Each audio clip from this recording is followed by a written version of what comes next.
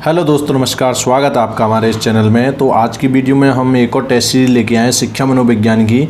और इससे पहले हमने एक वीडियो डाल दी है टेस्ट सीरीज की, तो अगर आपने नहीं देखी है तो एक बार जाके देखें और आपका स्कोर कमेंट बॉक्स में ज़रूर बताएं कि कितना आया। और ये वीडियो भी एंड तक देखें क्योंकि बहुत ही इम्पोर्टेंट है और ऐसे ही क्वेश्चन आपके एग्ज़ाम में पूछे जाएंगे।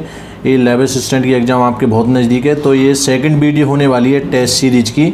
तो आप कहीं से भी स्किप ना करें, पूरी वीडियो देखें और अगर समझ में ना आए तो दोबारा देखें, लेकिन देखें ज़रूर। और आप ईमानदारी से मेरे को कमेंट सेक्शन में, कमेंट बॉक्स में आपका स्कोर लास्ट में जब वीडियो एंड हो जाए उसके बाद बताना कि आपके कितने सही हुए और कितने गलत हुए। अगर आपको कोई भी क्वारीज और पीडीएफ चाहिए वीडियो का तो मैं टेलीग्राम लिंक डिस्क्रिप्शन में दे दूँगा, वहाँ से ज्वाइन हो सकते हो। वहाँ कोई भी क्वेश्चन पूछ सकते हो और टेलीग्राम से पीडीएफ भी ले सकते हो किसी भी वीडियो का। तो चलिए वीडियो को स्टार्ट करते हैं। तो पहला क्वेश्चन है कि शिक्षक कक्षा में छात्रों से प्रश्न पूछते हैं कि रानी लक्ष्मीबाई महाराणा प्रताप के समान वीरांगना कैसे थी। इस समस्या के समाधान के लिए छात्र किस प्रकार की तर्कना करेंगे। तो इसका सही आंसर क्या होगा आप सभी को बताना है। तो सादृश्यवादी तर्कना, आलोचनात्मक तर्कना और आगात्मक तर्कना, इनमें से कोई नहीं। ये क्वेश्चन हार्ड होने वाले हैं। पिछली वीडियो में हमने एकदम से सिंपल क्वेश्चन कराए थे शिक्षा मनोविज्ञान की, एकदम से नॉर्मली, तो आपके स्कोर अच्छे आए थे। हम देखना चाहते हैं कि इस वीडियो में हार्ड क्वेश्चन है तो आपका स्कोर कितना बनता है, ईमानदारी से बताना, फिर उस हिसाब से मैं क्वेश्चन आपके लिए लेके आऊँगा। तो आप सभी ने आंसर सोच लिया होगा, तो इसका सही आंसर हो जाएगा फर्स्ट वाला, सादृश्यवादी तर्कना। करेक्ट आंसर है सादृश्यवादी तर्कना। और नेक्स्ट क्वेश्चन की बात करते हैं कि वृद्धि एवं विकास के संबंध में कौन सा कथन असत्य है। वृद्धि एवं विकास के संबंध में कौन सा कथन असत्य है। पहला क्वेश्चन है कि विकास सार्थक वृद्धि के अभाव में संभव नहीं है। वृद्धि का तात्पर्य व्यक्ति के शारीरिक पक्ष में परिवर्तन से है। विकास व्यक्ति के कार्यात्मक पक्ष को दर्शाता है। वृद्धि व्यक्ति की संरचनात्मक पक्ष को दर्शाती है। तो आपको करेक्ट आंसर बताना ही, करेक्ट आंसर क्या होगा। तो इसका करेक्ट आंसर मैं आपको बता देता हूँ कि इसका करेक्ट आंसर हो जाएगा विकास सार्थक वृद्धि के अभाव में संभव नहीं है। विकास सार्थक वृद्धि के अभाव में संभव नहीं है। वृद्धि में विकास के संबंध में कौन सा कथन असत्य है। तो विकास सार्थक वृद्धि के अभाव में संभव नहीं है, ये इसका असत्य कथन है। लेकिन वृद्धि का तात्पर्य व्यक्ति के शारीरिक पक्ष में परिवर्तन से है। विकास व्यक्ति के कार्यात्मक पक्ष को दर्शाता है। वृद्धि व्यक्ति संरचनात्मक पक्ष को दर्शाती है। ये करेक्ट हो जाएंगे, लेकिन करेक्ट आंसर फर्स्ट वाला होगा। और नेक्स्ट क्वेश्चन की बात करते हैं कि निम्न में से कौन सा कथन बुद्धि के संबंध में सत्य नहीं है। ये सत्य और असत्य वाले हैं, तो आपको अच्छे से ध्यान में रखनी है। तो बुद्धि एक समुच्चय क्षमता है जिसके सहारे व्यक्ति उद्देश्यपूर्ण क्रिया करता है। इसका संबंध संज्ञानात्मक व्यवहार ओ के संपूर्ण वर्ग से है। और बुद्धि एकक योग्यता का परिणाम है। बुद्धि से व्यक्ति विवेकशील चिंतन करता है। तो आपको करेक्ट आंसर बताना है कि इसका करेक्ट आंसर क्या होगा। तो इसका करेक्ट आंसर हो जाएगा बुद्धि एकक योग्यता का परिणाम है। बुद्धि एकाकिक योग्यता का परिणाम है, इसका करेक्ट आंसर हो जाएगा। और नेक्स्ट क्वेश्चन की बात करते हैं। सक्रिय अनुक्रिया अनुबंधन सिद्धांत के अंतर्गत अधिगम संबंध है। सक्रिय अनुक्रिया अनुबंधन सिद्धांत के अंतर्गत अधिगम संबंध क्या है। तो उद्दीपक अनुक्रिया, अनुक्रिया अनुक्रिया, उद्दीपक उद्दीपक, अनुक्रिया उद्दीपक, इसका करेक्ट आंसर आप सभी को बताना है। और ईमानदारी से आपका स्कोर कमेंट बॉक्स में मेरे को बता देना, क्योंकि ये हार्ड क्वेश्चन चल रहे हैं तो मैं जानना चाहता हूँ कि आपके कितने मार्क्स आते हैं। उसी हिसाब से हम क्वेश्चन लेके आएंगे, क्योंकि पिछली वीडियो एकदम सिंपल थी, ईजी थी, तो आपके स्कोर अच्छे आए थे। तो इसका करेक्ट आंसर हो जाएगा अनुक्रिया उद्दीपक। इसको याद रख लेना कि सक्रिय अनुक्रिया अनुबंधन सिद्धांत के अंतर्गत अधिगम संबंध है, तो अनुक्रिया उद्दीपक। और नेक्स्ट क्वेश्चन की बात करते हैं। नेक्स्ट क्वेश्चन कह रहा है कि दृष्टि दोष युक्त बालकों को आकृति का ज्ञान देना चाहिए। दृष्टि दोष युक्त बालकों को आकृति का ज्ञान देना चाहिए मौखिक व्याख्यान द्वारा, क्षेत्र भ्रमण द्वारा, आयामिक आकृतियों की स्पर्श द्वारा, सांकेतिक भाषा द्वारा। तो आपको करेक्ट आंसर बताना है 5वें का। तो करेक्ट आंसर हो जाएगा 5वें का, आयामिक आकृतियों की स्पर्श द्वारा। दृष्टि दोष युक्त बालकों को आकृति का ज्ञान किस प्रकार देना चाहिए, क्वेश्चन ये कह रहा है। तो आयामिक आकृतियों की स्पर्श द्वारा। और नेक्स्ट क्वेश्चन कह रहा है कि निम्न में से किसी भावात्मक रोग कहा जाएगा। भ्रम शक्ति, मानसिक मंडल, उत्साह विषाद, मनोविकृति और मनोविदुलता। तो इसका करेक्ट आंसर आप सभी को बताना है। करेक्ट आंसर हो जाएगा उत्साह विषाद और मनोविकृति। और नेक्स्ट क्वेश्चन की हम बात करते हैं कि एक पत्नी अपने पति से प्रथम बार झड़प होने पर अपनी माँ के घर लौट जाना एक उदाहरण बनता है। बड़ा ही इंटरेस्टिंग क्वेश्चन है, साइकोलॉजी का ये।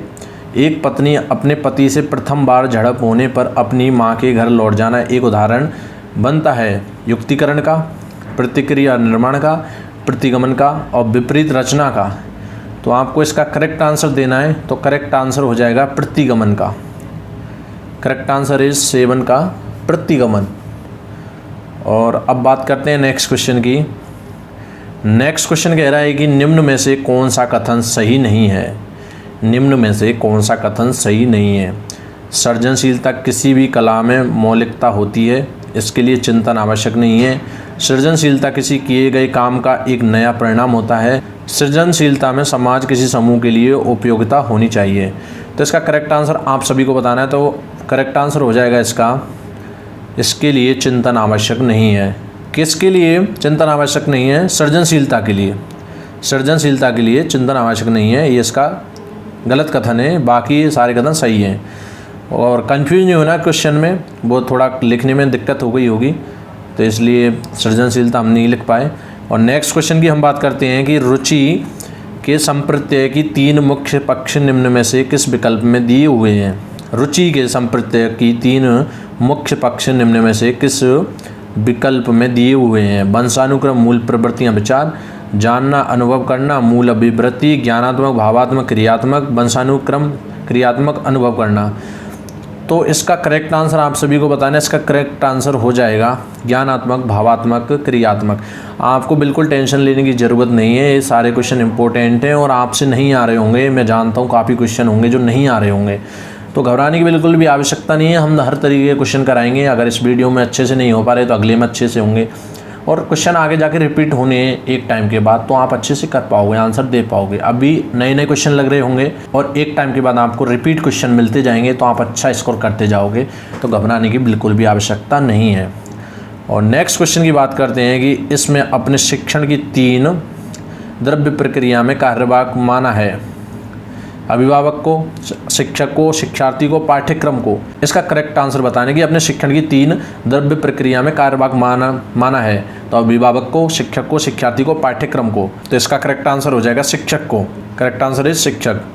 और नेक्स्ट क्वेश्चन की बात करते हैं, कार्य सूचक क्रिया परिभाषित करना किस उद्देश्य से संबंधित है। कार्य सूचक क्रिया परिभाषित करना किस उद्देश्य से संबंधित है। ज्ञान, बोध, प्रयोग, विश्लेषण। तो इसका करेक्ट आंसर हो जाएगा ज्ञान। 11 का करेक्ट आंसर ज्ञान।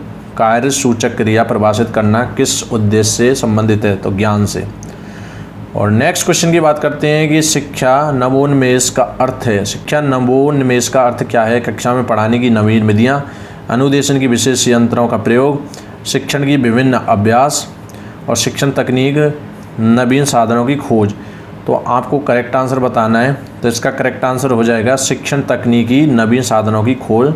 शिक्षा नवोन्मेष का अर्थ है। शिक्षा नवोन्मेष का अर्थ क्या है, यहाँ से क्वेश्चन आ सकता है। तो शिक्षण तकनीकी नवीन साधनों की खोज शिक्षा नवोन्मेष का अर्थ है।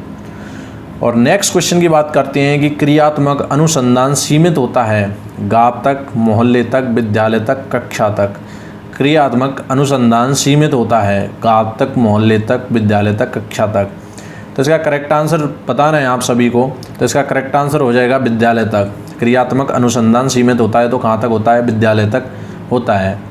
और नेक्स्ट क्वेश्चन की किसने किसने, ये कितनी नहीं है, किसने किसने उपलब्धि परीक्षाओं को मान्यकृत शिक्षित निर्मित परीक्षण में वर्गीकृत किया।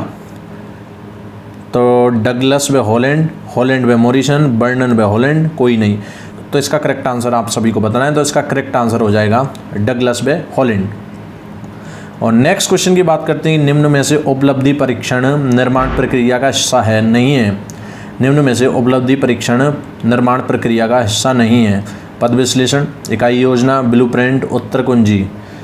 15वें का करेक्ट आंसर हो जाएगा इकाई योजना।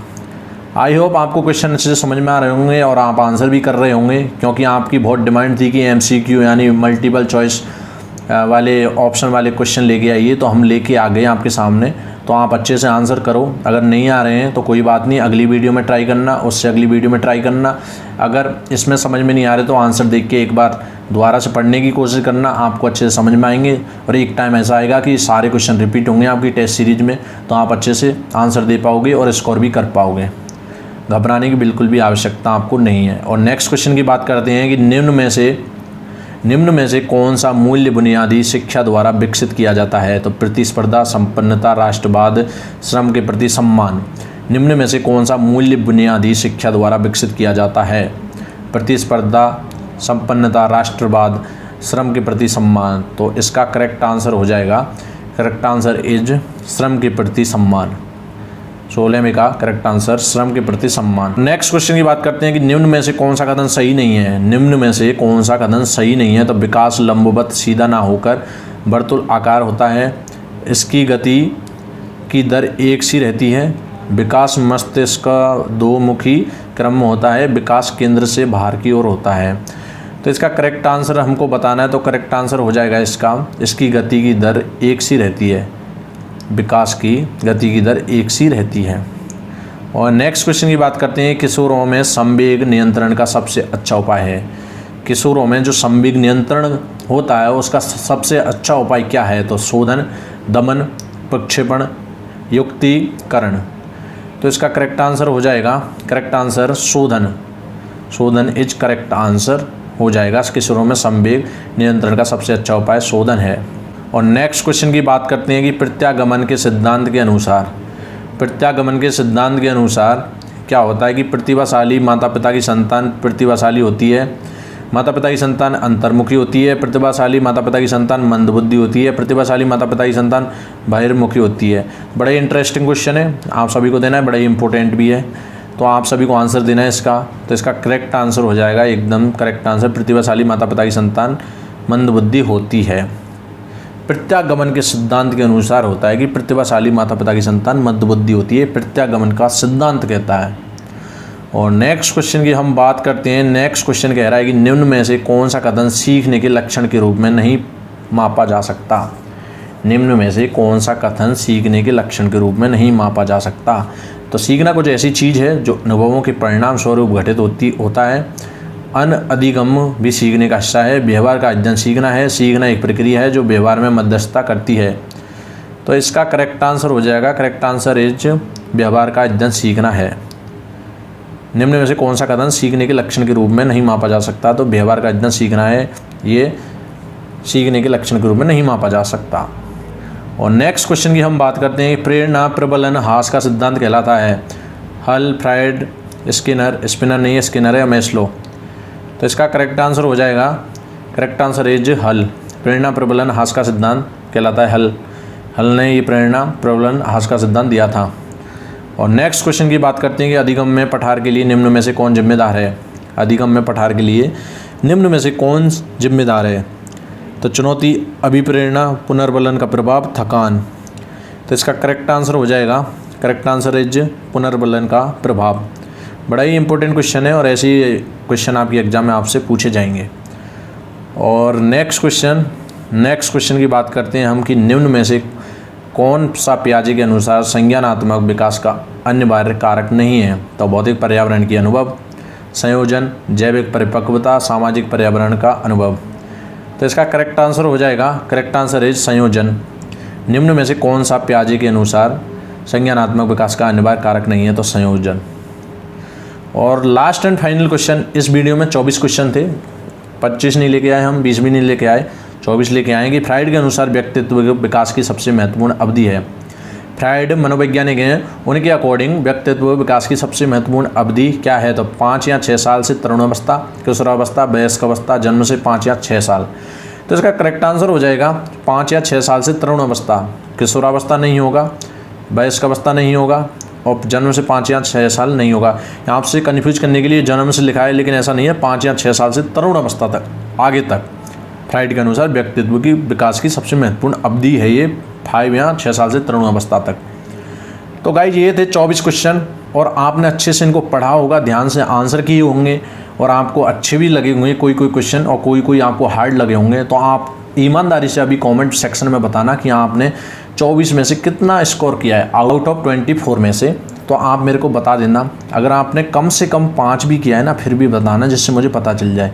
5 से 10, 15, 20, 22 जितना भी किया है आपने, मुझे एक बार कमेंट में ज़रूर बता देना। क्योंकि इससे पिछली वीडियो एकदम से सिंपल थी, बहुत ही सिंपल। उसमें मैंने जनक वगैरह पूछे थे, फादर ऑफ साइकोलॉजी वगैरह ऐसे क्वेश्चन थे, तो आपने अच्छे से जवाब दिए उनके। और काफ़ी लोगों के 20 के 20 क्वेश्चन थे, तो उसमें 20 के 20 नंबर आ गए थे। काफ़ी लोगों के 18, 15 मतलब 12-13 से तो ऊपर ही थे सबके लगभग।